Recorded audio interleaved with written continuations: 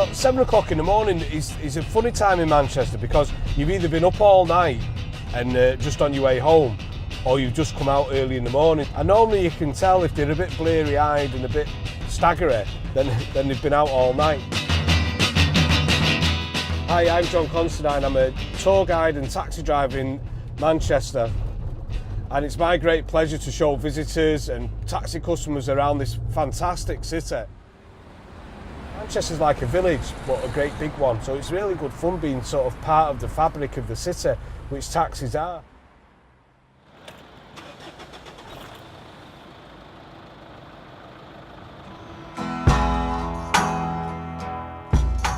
This is an Irishman's land.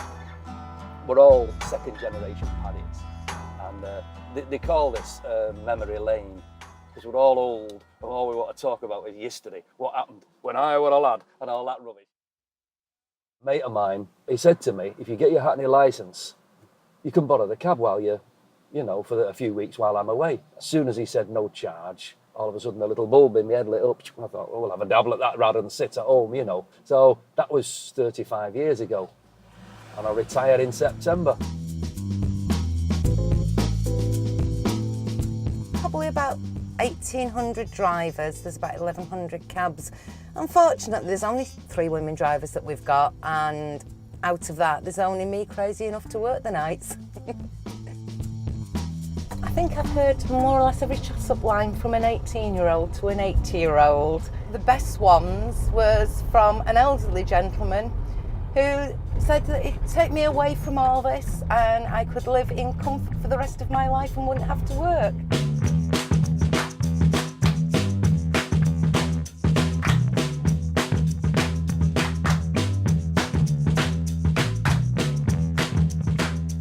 The great things that Manchester's given to the world, and some of the things that are still here today, is where's the oldest library in the English-speaking world? Manchester, obviously. Where are the oldest steam-powered mills in the world? Manchester, obviously. The first industrial city in the world, where's that? Manchester, it's obvious. I've learnt so much about this city from driving round it, and it still amazes me that after this length of time, there are odd things, maybe not in the core of the city, but just outside, that you don't see to the full extent until you actually end up by that building and you can actually appreciate it. The first programmable stored computer, Manchester. With taxi driving, you mainly got to keep your eye on the road because people have got their own lives to lead, but they do ridiculous things. They'll walk out in front of you and they'll see you coming and they'll go, whoa. Instead of, whoa, get out of the way, they'll freeze like the startled rabbit. The first atom split in the world, Manchester. If I'm walking about, I mean, that building there, that town hall, that's majestic, that is. That's absolute breathtaking, gorgeous building.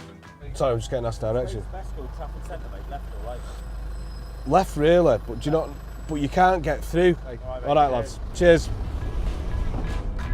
I have very simple pleasures in life, but this is really one of them.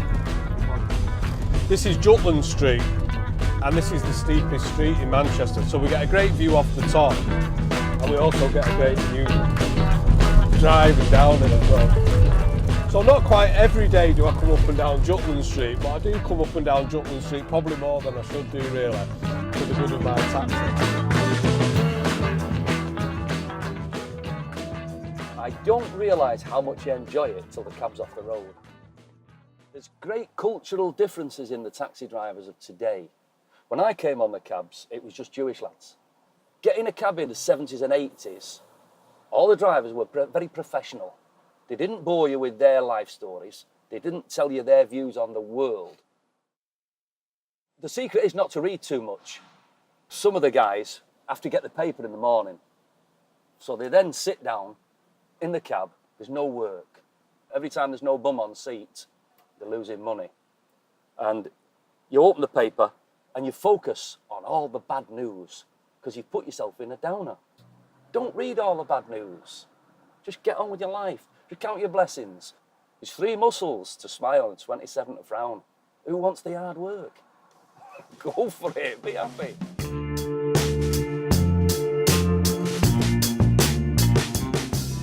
You get insights on people's lives, mainly at the night more than anything. It's when people have had a drink, relationships have broke down, and then they want to discuss why it is. They're after comfort more than anything. But some people tell you the deep and innermost secrets that you think, wow, you know, why have they told me? So this is where you become like this sort of amateur psychologist, you know, with some of the things, and asking your advice, what do you think I should do? And you think, well, I'm not in any way qualified or knowledgeable enough to tell someone what they should do with their life.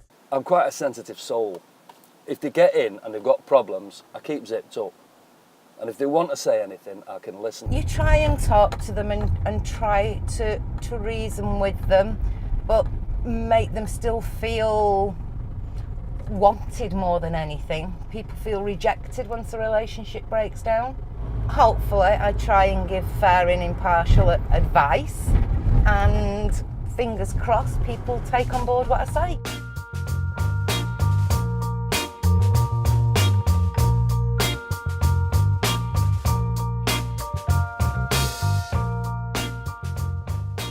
Nights, you meet, it's the same people, but all that stuff that I don't do, they do. The people are absolutely out of their heads on all sorts of stuff. And they're marching about, spitting and swearing and throwing. I don't do nights anymore. At night, if you've got family going out in the car, you always say to them, lock your doors, don't stop, don't pick anyone up. Cab drivers go out at night looking for 5 drunks to pick up.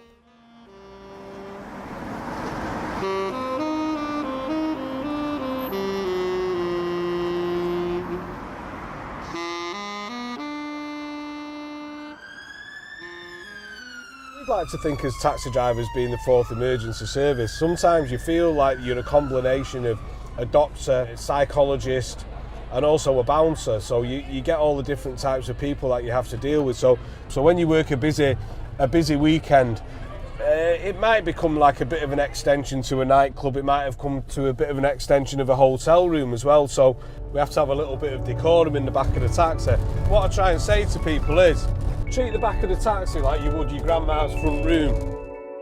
The only weekend that I'm not keen on working, I haven't worked it for the last 4 or 5 years now, is what they call Freshers Week. I find that is quite stressful to work that. They've got the student loan, so they've got a nice lump sum. They've been let off the apron strings. There's no mum or dad turning around and saying you've got to be in by a certain time. People can't remember where they are and places like that. You see lone females on their own. It's quite stressful to work, so that's one weekend I always take off. I feel quite protective over people. I do make sure that they get to the door, that they actually open the door, and that they're safe before I'll drive off.